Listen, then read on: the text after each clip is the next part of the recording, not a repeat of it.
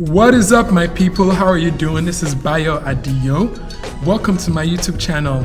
If you're new, I primarily shoot video that revolves around travel and fitness, and right now my content revolves around Lagos, Nigeria.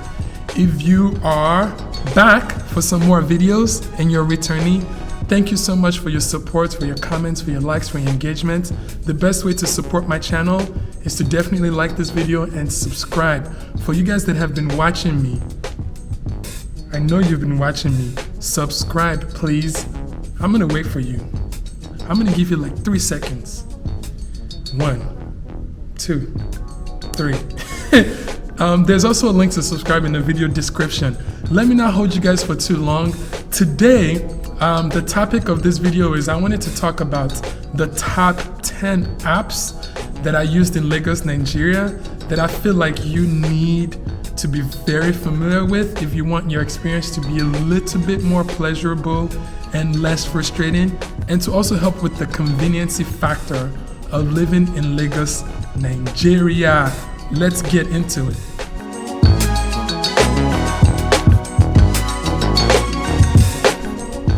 All right, I'm back. So I'm going to share these apps with you. All that I require is just a like on this video, and then I'll share the secrets with you. Secrets. All right, guys, so let's get into it. So the number one app that you need, because for us, when we were in Lagos, Nigeria, one of the things that we did not want to do is we did not want to buy a car, we did not want to rent a car, and we did not want to rely on friends and relatives to take us around. So we needed to rely on public transportation, but not like the big buses and the public transportation there, more like an Uber style transportation where we get on the app, we call the driver, and then they come to pick us up like a private driver. So like an in-between choice there. So the app that we used predominantly was Bolt, B-O-L-T, or InDriver. Uber was popular before, but it's not as popular anymore, either because the share of their revenue is too high and the drivers in Nigeria are not happy with it, or they have much more stricter requirements on like the year of the car in order for them to be able to use their service. But whatever the case might be, Bolt was a popular option that had a lot of choices, a lot of driver availability, and that they were happy to be using. So it's called B-O-L-T. It's like an Uber alternative for you guys that are in the US. And then that's what we used for like 70-80% of our transportation to go anywhere. And it was very reliable and it worked very well. Another option is InDriver. InDriver is actually a fun app. It's so cool. It's like a Bolt or Uber, but the uniqueness with this one is that it allows the driver to set their prices, and you can also determine how much you're willing to pay. It kind of fits well with the Nigerian culture where you can bargain. You can say, you can put in the destination and where you're at, like you want to go to the market, and then you can put, I want to pay 1,000 naira, and then it will show all the drivers that's around your area, and they'll tell you how much they're willing to do it. It will just reflect like 1,000, 1,200, 1,300, and you can pick the cheapest one, or you can pick the one that you feel like you like, or you can decline their offer. You can say, I still want to pay 1,000, and then it'll pop up again. They'll come back and say 1,200, and then you can decline, and it'll pop up again and say 1,100. And sometimes you can decline, but they don't want to go any lower than that, and then you won't see any drivers. Or you go and accept another one that pops up with the higher price. The InDriver is cool because you don't have to pay surcharges like with the Bolt. If there's traffic or anything like that, they add on this extra surcharges. But with the InDriver, whatever you agreed with is what the driver kind of goes with. The InDriver, sometimes some of their cars don't have AC. The car is not as newer as like a Bolt. But you know, if you're just making like a short, quick trip, you would use InDriver. But if you have like a serious like obligation, like you are dressed up, you need to have a car that has an AC, you want the convenience of punctuality and all that stuff, then Bolt is better. So those are the two main apps that we used for transportation. Number 2 is Google Maps. And the way that I used Google Maps is probably not in the way that you're thinking. Google Maps, typically people use it for like, direction to navigate to the places that you want to be. And occasionally I turn it on my phone because I want to make sure that The boat is kind of headed in a kind of the rough direction that we're going. But 90% of the time, what I use Google Maps for is to gauge the level of traffic that exists when I'm trying to go out. So as you guys know, Lagos traffic is serious, especially if you're going to like the mainland or going a little bit farther away. So what I typically do is almost for every trip, I go on Google Maps, I put my current location, and then I put the destination, and then I try to see if there's like that red line, which really represents, it's telling you that there's a lot of traffic, or if it's yellow, or if it's green. So whenever there's a red, to me, it lets me know to not travel during that time, to postpone my trip, call the person that I'll come later, or figure out another arrangement, because I don't want to waste 3 to 4 hours in traffic. So Google Maps was very, very handy. I used it a lot almost anytime I want to go anywhere. So I definitely recommend you using Google Maps for that. App number 3 is Jumia, Jumia.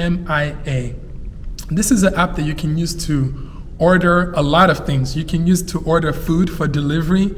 You can use it to order stuff from the stores. You can use it to buy things online. It's just like an app that's like a third-party app that links with these restaurants and pharmacies and grocery stores that you can use to purchase things to be delivered to your house. The few times that I've used it, it's been reliable. We will use it to order, like if I don't want to leave the house, we would order from restaurants through the Jumia app, and then they'll tell you, how long it's going to take to get there, how long it's going to take to prepare. The restaurant will call you, and then they'll deliver to your place. So Jumia is one that we used quite often, mainly for food. Usually if we want to order something, we'll go to the store, but maybe you're in a situation where you need to get something for the pharmacy and you don't want to have to go out. You can just get on the app Jumia and then order like medications or whatever you need to order, and then they'll deliver it and you pay a delivery fee.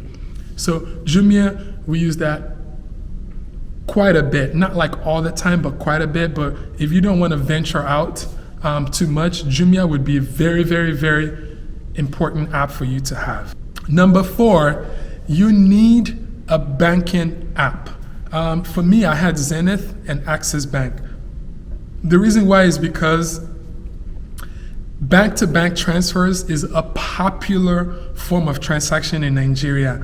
I've went to the stores to go get my hair cut, to the vendor on the street, to, a massage, getting a hair done for my daughter. Bank-to-bank transfer is very popular, even with the markets ladies.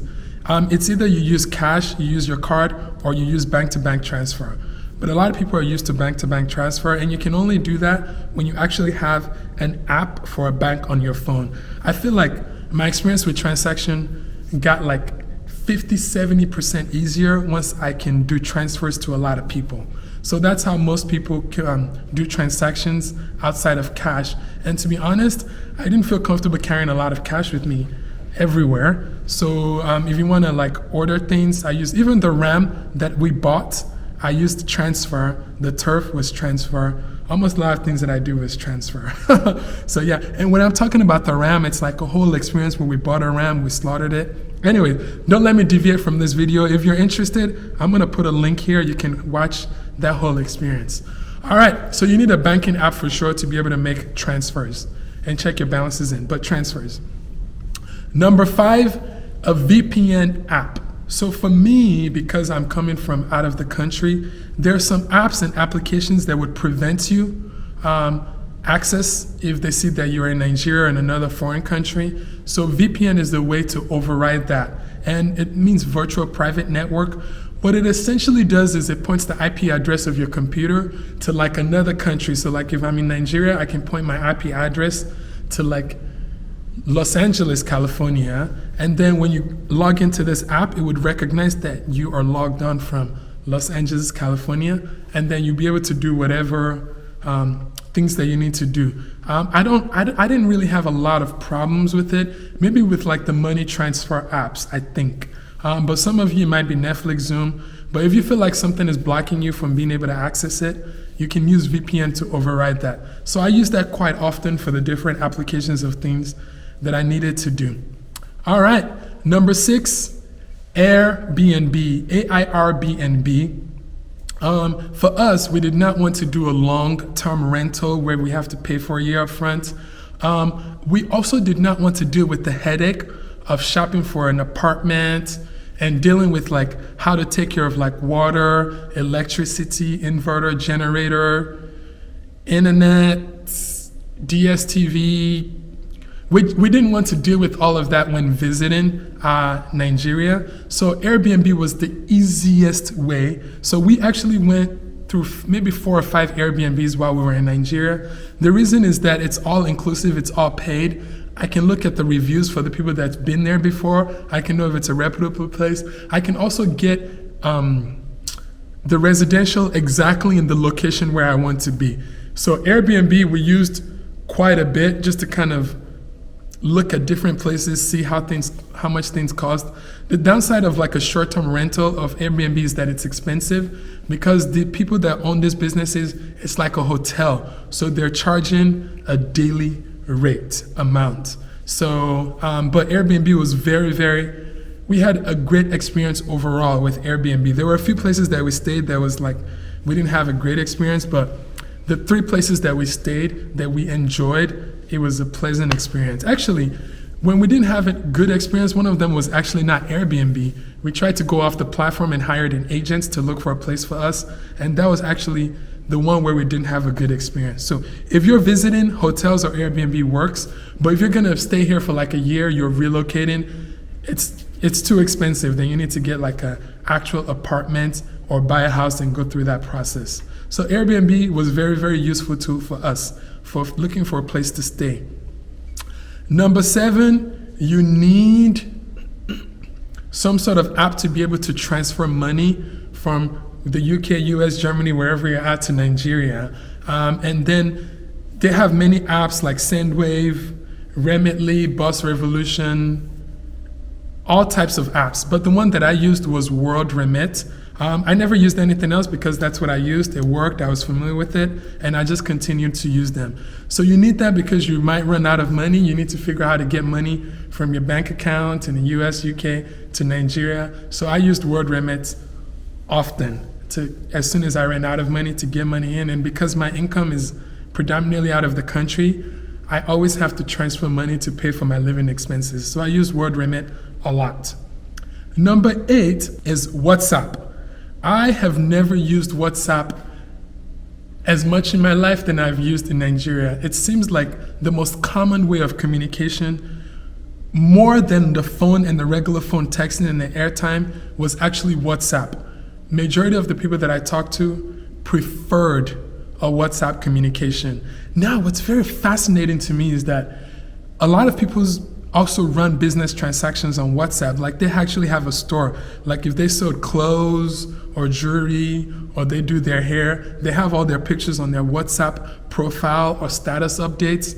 Or if you have a food business, for some reason WhatsApp is so popular. Like it's not uncommon to see like when you go to a restaurant, they have their WhatsApp number there rather than like a regular phone number. So WhatsApp is a very popular thing that you need to be familiar with if you're going to live in Lagos, Nigeria. Even communicating back and forth now, if you want to communicate with the people out of the country, WhatsApp is free as long as you have data, so it's easy to communicate with them. Call on WhatsApp. The people that I work with, we communicate on WhatsApp all day, every day, all day, every day. It's a very popular system. I was thinking, man, I should probably go invest in Facebook stocks because WhatsApp is just going to get bigger and bigger how widely used it's becoming, especially in Africa. But WhatsApp was very rarely used here in US.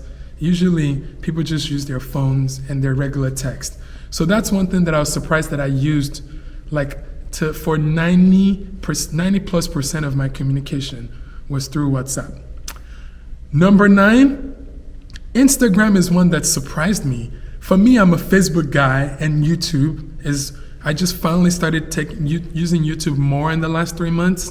Instagram, people use it for like their business. So it's almost like their portfolio, like whether it's food or somebody that does hair, makeup, Instagram is like their storefront. So if you want to do a transaction business, you can message them on Instagram. They can answer questions. You can order on Instagram. You can do all your transactions on Instagram. If you want to look at their menu items, I've actually had restaurants direct me to their Instagram to check out their menu items. It's almost like websites is like obsolete to them. Like they don't use websites. It's either WhatsApp and Instagram. Of course, some people have websites, but like Instagram is like the most common way that people do business transactions.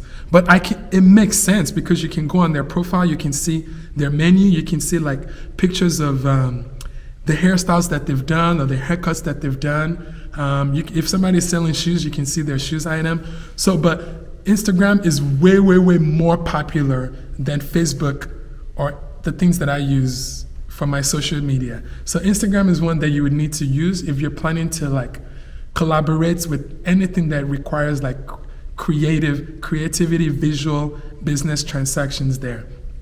And then, so Instagram is one that you have to get used to it. I just started using Instagram more and WhatsApp more when I was in Nigeria.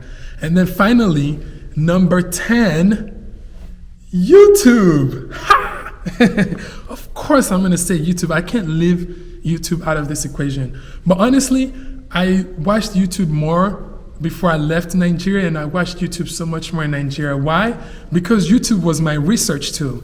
If I wanted to go to a restaurant, or if I wanted to go to the beach, or if I wanted to go to a nightclub, if I wanted to do anything, I typically go on YouTube because I want to see what other influencers have to say about the location, what they think about it. So throughout my journey in Nigeria, if I need to research something, which is weird, I don't even go to Google or Yahoo. I literally just go straight to YouTube to figure out like, okay, I want to go to Landmark Beach. I'm going to go on YouTube to see who in Nigeria has went to it and what the experience is.